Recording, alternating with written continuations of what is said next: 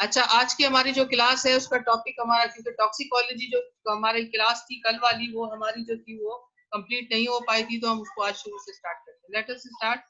So our topic was toxicology means the knowledge of poisons. और हमारे पास यहाँ पर जो है, क्योंकि हमारा ताल्लुक जो है वो फॉरेंसिक टॉक्सिकोलॉजी से है, तो हम फॉरेंसिक टॉक्सिकोलॉजी डिस्कस कर रहे थे। उसके अंदर हम लोगों ने कल तक जो डिस्कस कर लिया था वो ये था कि हमारे पास पाकिस्तान पेनल कोड के अंदर 337 जे की सासेंट दियत ऑर्डिनेंस के तहत हमारे पास सेक्शन मौजूद है, जिसमें जो है वो सजा बताई गई है। लेकिन अगर किसी इंसान की डेथ हो जाती है तो फिर उसको 302 के तहत जो है उसे हम डील करेंगे, ठीक है। अच्छा, अब पॉइजन क्या है? पॉइजन की हमने जो डेफिनेशन कल डिस्कस की थी वो ये थी, there is no clear boundaries between drugs and poisons nowadays. Nowadays people use drugs as poison, क्योंकि लोगों को जो है, जिन लोगों को ये नॉलेज होती है थोड़ी सी भी मेडिकल साइंस की, तो उनको पता होता है कि जो एक चीज किसी के लिए इलाज है तो वो दूसरे के लिए जहर भी हो सकती है। तो excess of everything in the body, जो चीज अगर बैलेंस में इक्विलिब्रियम में चल रही है तो वो ठीक है। अगर वो कहीं पर जाकर एक्सेस में हो जाती है तो वो किसी भी इंसान के लिए वो जहर बन सकती है, ठीक है। तो उसकी कुछ हमने कल एग्जांपल्स भी डिस्कस कर ली थी। तो हम लोग आ गए थे यहाँ तक कि ह्यूमन पॉइजनिंग में सुसाइडल पॉइजन्स ज्यादातर कौन कौन से होते हैं और उनको किन पॉइजन्स को जो है आइडियल समझा जाता है फॉर सुसाइड। उसमें हमने कुछ कंडीशंस डिस्कस की थी कि चीप होते हैं ज्यादातर, easy to purchase, easily available होते हैं, capable of being administered with food, खाने पीने की चीजें में उसको मिला के खाया जा सकता है। अच्छा, लीथल डोज उसकी जो है वो स्मॉल होनी चाहिए। उसके अंदर लीथल पीरियड जो है, कोई भी शख्स अगर सुसाइड करता है तो उसकी कोशिश होती है कि मुझे तकलीफ जो है वो कम से कम हो। हर शख्स ये चाहता है कि आराम से जो है वो जान निकले, तकलीफ ना हो, तो वो कोशिश करता है कि पॉइजन ऐसी हो जो जल्दी जो है असर करे, पेनलेस हो। और आगे हम आ गए थे यहाँ पर होमिसाइडल पॉइजन्स के अंदर। जब होमिसाइडल पॉइजन्स हम डिस्कस कर रहे थे तो उसके अंदर हमने जो सबसे ज्यादा जो इम्पोर्टेंट दो तीन चीजें हमने डिस्कस की थी। एक तो ये कि वो देखेगा कोई भी शख्स, क्योंकि वो जाहिर है किसी की कत्ल करने जा रहा है, तो सबसे पहले वो देखेगा कि ऐसा होना चाहिए पॉइजन जो डिटेक्ट ना हो खाने पीने की चीज में, और इजीली जो है उसको लोगों को एडमिनिस्टर किया जा सके, और उसको फूड और ड्रिंक के जरिए जो है वो एडमिनिस्टर किया जा सके। और दूसरा ये कि उसमें कोई कलर ना हो, उसका कोई टेस्ट नहीं होना चाहिए, उसकी कोई स्मेल नहीं होनी चाहिए, और उसके जो सिम्टम्स हो वो ज्यादातर क्या हो, किसी भी बीमारी के साथ जो है मिलते जुलते, ताकि ऐसा लगे कि किसी भी शख्स की डेथ जो वाकई हुई है वो बीमारी की वजह से हुई है, ना कि किसी जो है वो जहर की वजह से। अच्छा, उसके बाद हम आगे चलते याली हमने जो है वो, और ऑटोप्सी के अंदर ये भी कोशिश करेगा वो बंदा कि अगर इसकी ऑटोप्सी हो तो वो ऑटोप्सी में डिटेक्टेबल ना हो। लेकिन वो कैसे डिटेक्ट होता है ये हम डिस्कस कर चुके हैं कि उसमें विजरास वगैरह सेंड किए जाते हैं, उनके केमिकल एग्जामिनेशन के जरिए ये चीजें जो है वो डिटेक्ट हो जाती हैं थ्रू केमिकल एग्जामिनेशन। ब्लड का केमिकल एग्जामिनेशन होता है, बॉडी के पार्ट्स का होता है, तो वहां से वो। अच्छा, स्टोपिफाइंग या फिर इस तरह के जो पॉइजन्स हैं जिनसे जो है वो इंसान को नींद आ जाती है और फिर नींद ही नींद में उसकी जो है वो मौत वाकई हो जाती है। उसमें अल्कोहल हो सकती है, क्योंकि जो शख्स अल्कोहल का अगर वो आदी नहीं है और वो इस्तेमाल भी नहीं करता, उसको अगर अल्कोहल एक अच्छा, अल्कोहल के अंदर कुछ केमिकल्स का भी मिक्सचर अगर बनाया जाता है तो वो पॉइजनस हो जाता है। अच्छा, और अगर वो एडमिनिस्टर कर दी जाए, धतूरा है उसमें, कैनाबिस इंडिका, यानी कि जैसा कि सिगरेट के अंदर मिला, उसमें नार्कोटिक्स के अंदर जो चीजें आती हैं जिसको हम चरस, अफीम वगैरह आम लफ्जों में कहते हैं, वो सारी चीजें होंगी। ऑर्गेनिक मटेरियल में आती हैं ये सारी, क्योंकि पौधों से तैयार होती हैं। अच्छा, certain drugs are like narcotics, उसमें नार्कोटिक्स के अंदर सारी ये जो नींद जो नशावर चीजें हैं वो आ जाती हैं हमारे पास। अच्छा, नेक्स्ट आगे चलते हैं। अच्छा, एक्सीडेंटल पॉइजन्स क्या होते हैं? एक्सीडेंटल ये होता है कि आपको मालूम ना हो और अचानक से आप गलती से, ना तो कोई शख्स आपकी जान लेना चाहे, ना आप खुद आप अपनी जान लेना चाहें, बल्कि गलती से अगर आपको जो है वो कहीं से कांटेक्ट में आ जाए, तो उससे जो है वो हम कहेंगे एक्सीडेंटल पॉइजन। एक्सीडेंटल पॉइजन के अंदर जो है वो किस तरह से जो है एडमिनिस्ट्रेट होता है, वो केयरलेसली हो जाता है। अगर हम कभी ध्यान नहीं करते चीजों को खाने पीने के अंदर, अगर हम जो है वो ध्यान से चीजों को इस्तेमाल नहीं करते, या बगैर देखे किसी चीज को खा लेते हैं, या फिर किसी एनिमल बाइट से भी हो सकता है। अगर हमारे पास कोई पुराना खाना रखा हुआ है काफी दिनों से और हम समझते हैं कि वो ठीक है, उसको खा लेते, देखते नहीं है उसको, तो वो भी पॉइजनस हो चुका होता है कई दफा। खास तौर पे ज्यादातर जो कहा जाता है मीठी चीजें होती हैं वो बहुत जल्दी पॉइजनस हो जाती हैं, जिसमें मिठाई है या कोई कोल्ड ड्रिंक्स जैसे ये ड्रिंक्स वगैरह हैं, या फिर जो हमारे यहाँ घर में हम खुद भी जूस बनाते हैं फिर उसको रख के छोड़ देते हैं 2 या 3 दिन तक वो पड़ा रहता है, तो वो पॉइजनस हो जाता है। तो इसलिए जो है केयरलेसली अगर हम कोई चीज खा पी लेते हैं तो उससे भी ये एक्सीडेंटली पॉइजनिंग हो जाती है। अच्छा, क्लासिफिकेशन ऑफ पॉइजन में आ जाते हैं कि कौन कौन से जो है क्या क्या इस तरह की क्लासिफिकेशन है। According to mode of action उसकी जो ग्रुपिंग की गई है वो है, सबसे पहले करोसिव है या स्ट्रॉन्ग एसिड्स जैसे अल्कलाइज वगैरह हो गए। और उसका सेकंड ग्रुप जो इरिटेंट्स का है, इरिटेंट्स का मतलब है कि जो एलर्जीज काज करती है चीजें, उसमें सबसे पहले इनऑर्गेनिक आ जाते हैं सब्सटेंसेस, नॉन मेटालिक आ जाते हैं जैसे फास्फोरस है, क्लोरीन है, ब्रोमाइड, आयोडीन। और सेकंड उसके अंदर हमारे पास है मेटालिक आ जाते हैं जिसमें आर्सेनिक, मरकरी, लेड और कॉपर शामिल है। अच्छा, कॉपर के बर्तनों का किसी वक्त इस्तेमाल बहुत ज्यादा होता था, लेकिन ये पता चला कि कॉपर के बर्तन जो है उनमें अगर थोड़ी देर तक खाना छोड़ दिया जाए तो वो उसमें पॉइजनस हो जाता है वो खाना। तो इसलिए अभी आजकल आप देखें कि कॉपर के जो बर्तन है वो बहुत ही कम इस्तेमाल होते हैं, और लेड और कॉपर से जो है वो पॉइजन क्रिएट वो जो है वो बनाया जा सकता है। और ऑर्गेनिक के अंदर हमारे पास जो वेजिटेबल्स, कैस्टर ऑयल है, कॉटन ऑयल है, और एनिमल जो कैंथराइड्स हैं जिसमें स्नेक बाइट आ गया, स्कॉर्पियो है, स्पाइडर है। कुछ स्पाइडर्स की अकसाम है, सारे स्पाइडर्स जो हैं वो सारे के सारे वो तकरीबन जो है वो पॉइजनस नहीं है, लेकिन उसमें कुछ उसकी जो टाइप्स हैं उनका बाइट जो है वो अगर बाइट कर ले तो वो पॉइजनस होती है। अब मैकेनिकल में आ जाते हैं, तो मैकेनिकल के अंदर क्या है कि पाउडर गिलास पाउडर, हमने इसको क्लास में भी एक बार डिस्कस किया था कि गिलास यानी कि अगर कांच को या शीशे को पीस कर उसका पाउडर बना दिया जाए और उसको खाने पीने की चीज में मिला दिया जाए तो वो इंडिकेट नहीं होता और इंसान उसको आराम से काफी लेता है, लेकिन वो अंदर जाकर पूरे जिस्म को काट देता है बिल्कुल ना। और उसके अंदर जो है या चॉप्ड हेयर्स जो है, चॉप्ड हेयर्स भी, और ड्राइड स्पॉन्ज है, या डायमंड की जो डस्ट होती है वो भी पॉइजनस है। ठीक है। अच्छा, आप लोग जो रेज कर रहे हैं ना हैंड, इसको अब हम आखिर में आपके क्वेश्चन आंसर वगैरह ले लेंगे, 3 क्वेश्चंस ले लेंगे। अभी फिलहाल हम कंटिन्यू करते हैं।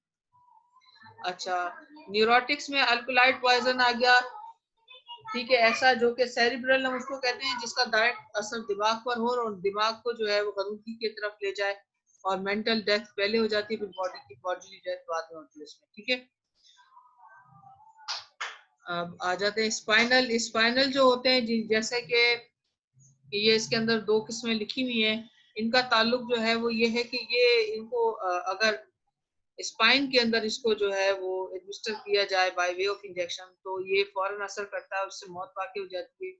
या एनेस्थीसिया की हम कल बात कर रहे थे, एनेस्थीसिया अगर उसकी मकदार बढ़ जाए, डोज बढ़ जाती है, तो वो भी एक पॉइजन की शक्ल इख्तियार कर लेती है। अच्छा, उसके बाद हमारे पास जो है कार्डियकली जो यानी दिल पर जो चीजें असर करती हैं, डिजिटलिस कहलाती हैं, या ओलिएंडर है, एकोनाइट है, ये वो केमिकल्स हैं सारे जो कि वैसे तो हाई ब्लड प्रेशर में या बीमारी में भी यूज होते हैं, लेकिन अगर इनकी मिकदार ज्यादा हो जाए या फिर किसी नॉर्मल इंसान को एडमिनिस्टर हो जाए तो उससे मौत वाकई। एस्फिजेंट यानी वो तमाम गैसेस या वो चीजें जिससे दम घुट जाए, किसी का दम घुट जाए, या जो उसका असर हो वो सांस की जो है वो बंदिश उससे वाकई हो जाए। उसमें कार्बन मोनोऑक्साइड है, कार्बन डाइऑक्साइड। कार्बन मोनोऑक्साइड से चंद सेकंड्स के अंदर भी मौत वाकई हो सकती है, क्योंकि कार्बन मोनोऑक्साइड में सिंगल ऑक्सीजन का जो है वो एक एटम होता है, और कभी भी वो अकेला नहीं रहता, तो वो अपने लिए ऑक्सीजन जो है जज्ब कर लेती है कार्बन मोनोऑक्साइड, और चंद सेकंड्स के अंदर जो है वो इंसान का दम घुटता है, उससे मौत वाकई हो जाती है। अच्छा, कार्बन डाइऑक्साइड भी बिल्कुल जो है ये भी डेंजरस है, सीवियर गैसेज है। अच्छा, वॉर गैसेस जो है वो हैं जो खासतौर पर वॉर के अंदर जो है वो गैस के बम्स वगैरह बनाए जाते हैं फॉर फाइटिंग पर्पस। मिसलेनियस के अंदर और भी बहुत सारी जो है वो टाइप्स आ जाती हैं। जिसके अंदर देखें ये बहुत सारी मेडिसिन का भी जिक्र किया गया है। एंटी हिस्टामिन यानी एंटी एलर्जिक्स होती हैं, एंटी डिप्रेसेंट होती हैं टैबलेट्स। वो एक स्मॉल टैबलेट लेनी होती है, लेकिन अगर एक स्मॉल टैबलेट की बजाय बहुत ज्यादा जो है मिकदार उसकी ले ली जाए। ये एनाल्जेसिक्स हैं, ये सारी blood pressure, high blood pressure में, एलर्जी में और बीमारी के दरमियान भी जो है वो दी जाती हैं ये। अच्छा, अब ऐसा करते हैं कि मैं जरा इसको थोड़ा वीडियो को पॉज करती हूँ और मैं ये जरा इसका स्विच अटैच कर लूँ, क्योंकि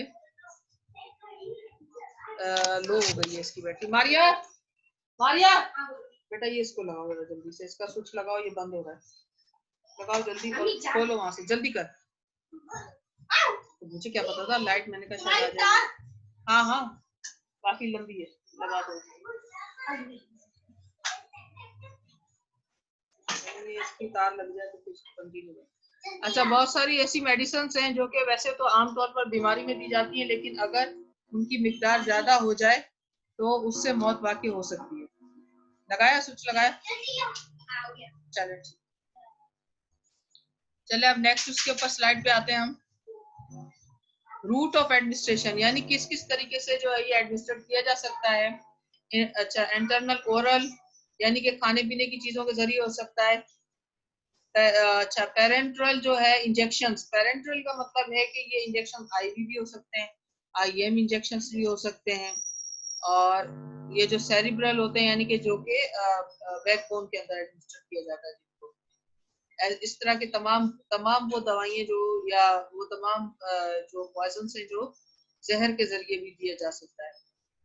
अच्छा, उसके बाद आगे इनहेलेशन, वही खाने पीने वाला जो खाने पीने के जरिए चीजें जो दी जा सकती है। एक्सटर्नल एप्लीकेशन, एक्सटर्नल एप्लीकेशन का मतलब ये है कि जो एक्सटर्नली जिस चीजों को जैसे कि स्नैक बाइट वगैरह ये चीजें आ गई।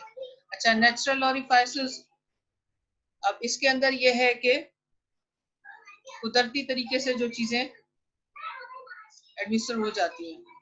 सब अपनी हमारी जो, अब सही है, बैटरी होना शुरू हो गई है चार्ज। अच्छा, एक्शन ऑफ पॉइजन, एक्शन के हिसाब से यानी किस तरह से वो असरअंदाज होती हैं। तो कुदरती सॉरी मतलब है कि जिसका जो इनका एक्शन होता है या जिस्म पर जो इसके असरात होते हैं उस हिसाब से इसकी भी क्लासिफिकेशन है। लोकल यानी direct action, corrosive and irritants, यानी सबसे पहले जो इसकी क्लासिफिकेशन है उसको नाम दिया गया है कि वो जो लोकली यानी कि जो चीजें या मेडिसिन ऐसी जो कि इरिटेंट्स होती हैं या रिएक्शन कर जाती हैं। और नंबर 2 है रिमोट, रिमोट का मतलब है कि जो एब्जॉर्ब होने के बाद में और आहिस्ता आहिस्ता जिनका असर होता है। और अच्छा, रिमोट जो असर करती है यानी कि जो आहिस्ता आहिस्ता असर करती है दवाइयाँ, उनमें उसकी फर्दर जो है क्लासिफिकेशन है। स्पेसिफिक, स्पेसिफिक का मतलब है उसका असर जिस्म के किसी एक खास हिस्से पे होता है। जैसे जो कार्डियक जो मेडिसिन होती हैं या जो दिल पर असर करने वाली दवाएं होती हैं या जो कार्डियक पॉइजन होते हैं, उनका असर सिर्फ दिल पर होता है और उससे सिर्फ और सिर्फ हार्ट अटैक या दिल जो है वो बंद हो जाता है, या शॉक में चला जाता है, वक्ती तौर पर बंद हो जाता है। तो एक तो उसकी वो टाइप आ गई। दूसरी हो गई नॉन स्पेसिफिक। तो नॉन स्पेसिफिक वो है जिसका रिएक्शन कंप्लीट बॉडी के ऊपर देखा जा सकता हो या वो मुकम्मल तौर पर पूरे जिस्म के ऊपर असर करे, जैसे किडनीज के ऊपर भी असर करे, लिवर पर भी असर करे और फिर जिस्म में ब्लड में शामिल होकर के ऑक्सीजन को एब्जॉर्ब कर ले और पूरे जिस्म को जो है वो मफलूज कर दे, ऐसे भी जहर है। उसके बाद आ गया नंबर 3 में लोकल और रिमोट। लोकल और रिमोट के अंदर, लोकल एंड रिमोट में कार्बोलिक एसिड या एसिडिक जो फॉर्म में पॉइजन पाए जाते हैं उसमें आ जाते हैं। Number 4 general, more than one system is involve and beyond the limits like arsenic और मरकरी। जैसा कि मरकरी का असर होता है, जनरल फॉर्म में वो सारे के सारे आ जाते हैं पॉइजन जिनका असर जो है जिस्म के किसी एक खास हिस्से पर नहीं बल्कि एक से ज्यादा जिस्म के जो सिस्टम है उनको वो जाकर के डैमेज करता है और उनको उनकी वर्किंग कैपेबिलिटी को खत्म कर देता है। चलें आगे चलते हैं। Next, factors modifying the action of poison. कौन कौन सी चीजें हैं जिससे उनका जो एक्शन है वो कम या ज्यादा या बहुत ज्यादा लीथल या नहीं, वो उसको जो है वो कंट्रोलेबल और अनकंट्रोलेबल होता है। उसमें ये सबसे पहले कि डोज क्या है, डोज उसकी अगर कम है तो उसका असर भी ऑब्वियसली कम होगी, डोज ज्यादा होगी तो ऑब्वियसली उसका असर भी ज्यादा होगा। अच्छा, मेथड ऑफ एडमिनिस्ट्रेशन के ऊपर भी डिपेंड करता है कि किस तरीके से उसको जो है वो एडमिनिस्टर किया गया, by way of IV injection या आईएम इंजेक्शन के जरिए दिया गया है, उससे भी उसके असरात के ऊपर फर्क पड़ता है। अच्छा, ये लाइट आ गई है हमारी, ये जरा बंद करना ये खिड़की को, एक सेकंड में जरा ये खिड़की बंद कर दूं, पूरी खिड़की बंद कर दो, फैन ऑन कर दो, बाहर से शोर आ। अच्छा, उसके बाद नंबर 4 है कंडीशन ऑफ बॉडी के ऊपर भी डिपेंड, उससे भी फर्क पड़ता है कि जिस्म या बॉडी बिल्डअप कितना है, जिसको ये जहर दिया गया है उसके अंदर कितनी जान बाकी है अभी, इसको हम यूं भी ले सकते। नंबर 1 डोज से हम स्टार्ट करते हैं। स्मॉल डोज जो होगी थेरेपेटिक रिजल्ट होते हैं, यानी अगर उसके लिए हम एंटीडोट देंगे तो या फिर कोशिश की जाए तो उसमें इंसान की जान बचाई जा सकती है। अच्छा, लार्ज डोज होगी तो उसका रिजल्ट टॉक्सिक होगा और वो इंसान की जान ले सकती है, उसमें जान जाने का खतरा ज्यादा होगा ऑब्वियसली। अच्छा, उसके बाद जनरल एक्सेप्शंस इसमें क्या है कि अगर किसी शख्स को दिया गया है जहर या जो देने वाला है उसके अंदर ये जिस उसकी जो उसके ऊपर असरात हैं, उसमें एक्सेप्शंस में क्या क्या चीज, नंबर 1 आ जाता है इडियोसिटी, यानी कि अगर कोई शख्स इडियट है और उससे इनहेरिटेंट या इंटॉलरेंस है, इंटॉलरेंस यानी जो दवाई दी गई है वो दवाई थी, मेडिसिन थी, लेकिन उसके अंदर उसके लिए टॉलरेंस नहीं थी जिसकी वजह से वो उसके लिए लीथल हो गई, या एलर्जिक रिएक्शंस है, हाइपर सेंसिटिव है किसी एक मखसूस जो है वो किसी मेडिसिन के लिए। अच्छा, अब इसके अंदर ये सारी जनरल एक्सेप्शंस आ गई और हमारी मीटिंग भी टाइम आउट होने जा रही है, तो जल्दी से इसको कंप्लीट कर लेते हैं। फॉर्म ऑफ पॉइजन के अंदर जो है फिजिकल स्टेट में उनकी जो है डिफरेंट हो सकती है, लिक्विड, गैस या सॉलिड, तीनों जो है फॉर्म में पाया जाता है। और उसके अलावा केमिकल कॉम्बिनेशंस में भी जो है पॉइजन हो सकते हैं, उनकी डिफरेंट जो है वो कॉम्बिनेशन हो सकती है। मैकेनिकल कॉम्बिनेशन भी उसकी डिफरेंट, एसिड डाइल्यूट भी हो सकता है और उसके अलावा जो है वो बहुत ज्यादा कंसंट्रेटेड भी हो सकता है। मेथड ऑफ एडमिनिस्ट्रेशन हम डिस्कस कर चुके हैं, जिसमें इनहेल करना, इंट्रावीनस, आईवी या एससी या आईएम इंजेक्शन के जरिए भी दिया जा सकता है। कंडीशन ऑफ बॉडी हम डिस्कस कर चुके हैं, ये रिपीटेडली आया है। अच्छा, ये डायग्नोसिस जो है ये जो सिम्टम्स अपीयर होते हैं।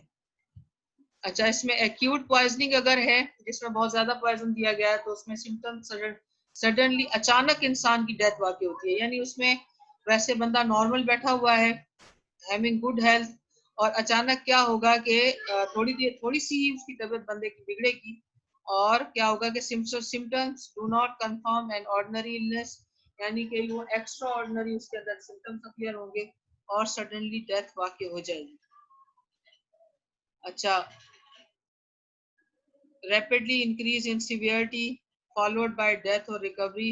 रिकवरी उस वक्त होगी अगर पॉइजन की मिकदार कम हो तो रिकवर होना आसान होगा। Poison can be detected ingredient of food, किसी खाने पीने की चीज, यानी अगर जैसे स्टमक का स्वैब लिया जाता है उससे डिटेक्ट हो सकता है, या फिर जो है किसी मखसूस जो है वो ब्लड के सैंपल से डिटेक्ट हो सकता है। अच्छा, chronic poisoning symptoms developing insidiously and gradually.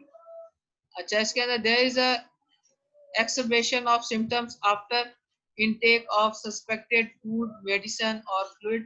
There is a remission or complete disappearance of symptoms after removal of patient from the source. Poison can be detected in a routine sample and things being used by the patient. Main symptoms being malaise, generalized weakness, deterioration of health, repeated attacks of अनडायग्नोज्ड G1 irritation. अच्छा, होमिसिडल के अंदर होता है ऐसा कि पता नहीं चलता और बिल्कुल स्लोली जो है, स्लोली ग्रेजुअली इंसान जो है अचानक बीमार होता है और उसकी जो सिम्टम्स हैं वो कभी कंट्रोल में आ जाती है कभी कम। तो ये क्रॉनिक पॉइजनिंग जो होती है ये स्लो पॉइजनिंग भी कहलाती है एक तरह से। और यूजुअली जो है ये होमिसिडल होती है। अभी तक कोई इसके अंदर जितने भी केसेस आते हैं तकरीबन होमिसिडल होता है, उसमें सुसाइडल केसेस नहीं होते। पॉइजनिंग इन डेड, अच्छा, evidence of poisoning it depends on postmortem examination. अगर किसी शख्स की डेथ वाकई हो जाती है तो उसमें से पॉइजनिंग का पता कैसे चलेगा? अगर सिम्टम्स भी नहीं थे, कोई भी चीज नजर नहीं आ रही थी, तो ऐसी सूरत हाल में केमिकल एनालिसिस किया जाता है और उसके अलावा बॉडी से विजरास वगैरह सेंड किए जाते हैं और फिर उसकी जो है वो बॉडी की पूरी इन्वेस्टिगेशन की जाती है। उससे पता चलता है कि जनाब इसको जहर दिया गया था या नहीं दिया गया था। चलिए नेक्स्ट मूव करते हैं। Postmortem examination, same procedure adopt होगा। स्मेल उसके बॉडी और क्लॉथ से होगी। फोर्थ, मुंह से झाग निकल रहा होगा, नाक में से झाग निकलता है। अक्सर जो पॉइजनस जो है पॉइजन का जो रिएक्शन होता है उसके अंदर मुंह और नाक से झाग निकलना कॉमन है। अच्छा, स्टेन्स आ जाते हैं लिप्स पर, चिन पर, जिस्म के ऊपर। Colour of skin and the postmortem lividity जो है उसमें उसके कलर जो है वो नॉर्मल से डिफरेंट होता है।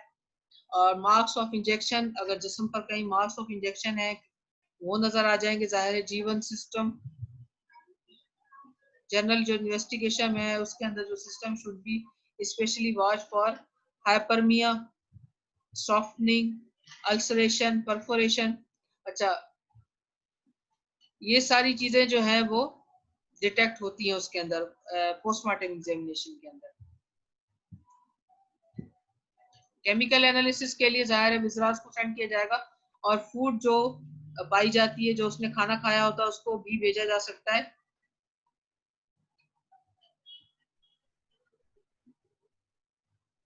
अच्छा, अब हमारी जो है वो मीटिंग खत्म होने में सिर्फ 4 मिनट बाकी है, तो ड्यूटीज ये छोड़ देते हैं डॉक्टर की क्या होती हैं।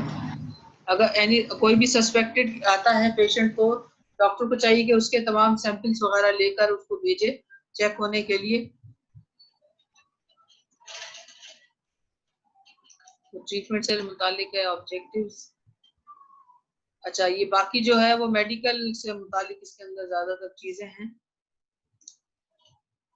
अब इसको आप ऐसा करिएगा कि आप पढ़िएगा, फिर इसको हम डिस्कस करेंगे। अच्छा, अभी मैं सबके माइक्स जो है वो ऑन कर देती हूँ और अगर किसी को कोई क्वेश्चन करना हो तो वो कर सकता है। इस दरमियान में मैं आपकी जो है वो अटेंडेंस ले लेती हूँ। जी, किसी को कोई क्वेश्चन करना है तो आप कर लें, मैं जरा फिर अटेंडेंस ले लूँ आप लोगों को। जी जी मैम, असाइनमेंट की डेट एक्सटेंड कर दें थोड़ी एक्सटेंड कर दो। मतलब कितनी एक्सटेंड करूँ? 15 तक कर दे मैम। नहीं, 15 तो नहीं होगा ना, फिर मुझे रिजल्ट भी बनाना है ना आप लोगों का। अभी तक आप लोगों में से मैम जी जी तो कर दे मैम, आप नवाज छुट जाएगी मैम। यहाँ पर नेट नहीं चलता हमारा गांव, तो आप मैम देखें बहुत मैंने मसला है। असाइनमेंट कब से दी है? पहले मुझे ये बताओ कब दी थी असाइनमेंट? मैम केस लाज भी मिल ही नहीं रहे, क्लास की लीनियंसी दे दे सर। या फिर केस लाज को छोड़ दें। गवर्नमेंट शेयर वगैरह बंद है और ट्रांसपोर्ट भी वगैरह नहीं है। जो लड़के भराड़ी के हैं वो शेयर मैम कैसे केस लॉज में एग्जाम्पशन दे दें, 5 केस लॉज कर दें 10 की जगह पे, या तो ऐसा करें। मैं 10 तारीख बहुत, अभी ये देखो 12 कर दे। केस लॉस बिल्कुल भी नहीं मिलने हैं। 5 के 5 मिलने होते तो 10 भी मिल जाए। हमें ऐसे समझ नहीं नहीं आ होगा रहा भाई, ऐसे पेजेस नहीं। भरे कैसे 20। केस लाज में मिल ही नहीं रहे।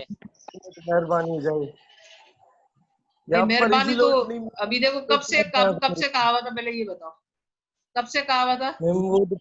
लॉकडाउन की वजह से केस लॉस नहीं मिल बेटा तो रहे। मिल ही नहीं रहे, क्या नाम है, केस लॉज। जैसे लॉकडाउन की डेट पड़ती है कुछ तो नेट के ऊपर असाइनमेंट की सर्च डेट करो, बढ़ा दे। कुछ मिल जाएंगे।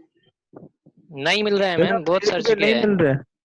भी नहीं मिल एक रहा भी नहीं मिल रहा है। तक कर दे। अकनवाज, तुम जरा ये अटेंडेंस की जो है स्क्रीनशॉट लो और मैं भी ले रही हूँ, फिर जी आपको मैं मैम। भी सेंड करती हूँ, आप भी ले लो जरा, ताकि अगर कोई ma'am miss international case laws use कर सकते हैं।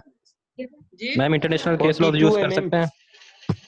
इंटरनेशनल भी ले लें कुछ कुछ, लेकिन आप देखें ना अभी असल में क्या है कि आपको 40 नंबर हम देंगे तो फिर हमें जो है वो रिकॉर्ड भी देना पड़ेगा कि हमने किस बात पे, जिस तरह आपका एग्जामिनेशन कॉपी होती है इसी तरीके से आपकी ये असाइनमेंट है।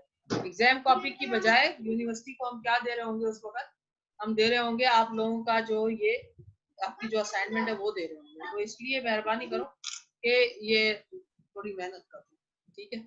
एक्सक्यूज मी मैम, हाँ हाँ बोलो।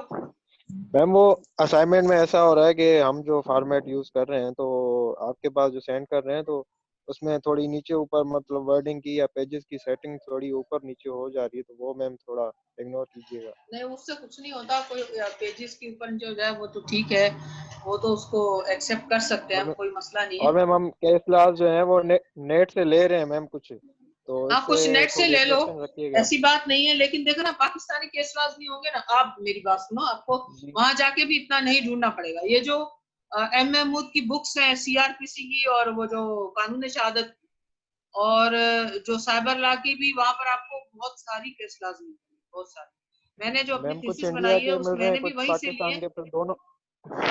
जी पाकिस्तान के ही होंगे ना उसमें, एम महमूद की जो किताब है उसमें पाकिस्तान के ही होंगे। आपका कोई एक स्टूडेंट यूनिफॉर्म पहनकर चला जाएगा तो आप जो अपना टॉपिक है उससे रिलेटेड, उसके साथ जो रिलेटेड सेक्शंस हैं वो जो पाकिस्तान पेनल कोड के हैं, कुछ सीआरपीसी के हैं, कुछ कानून शहादत के हैं, ठीक है। तो वो एम महमूद की किताब में आपको बहुत केस लॉज मिलेंगे। जो अभी इस साल वाली 2020 वाली किताब अगर आप जाके खाली बुक शॉप के ऊपर भी उससे कहेंगे एम महमूद की भाई किताब दिखाओ जरा हमें देखना, उसमें से आप स्क्रीन, उसमें आप फोटो भी ले सकते हो आराम से वो निकाल करके। और अगर आप लाइब्रेरी चले जाओ तो वहां से फोटो ले लो, आसान है। थोड़ा सा आप टेक्निकल होके सोचो, बिल्कुल आप उस तरह सोचोगे कि बिल्कुल हाथ में मिल जाए तैयार होके, तो नहीं होगा। सही है मैम। मैं आपको ठीक है, अगर आप 15 भी कहते हो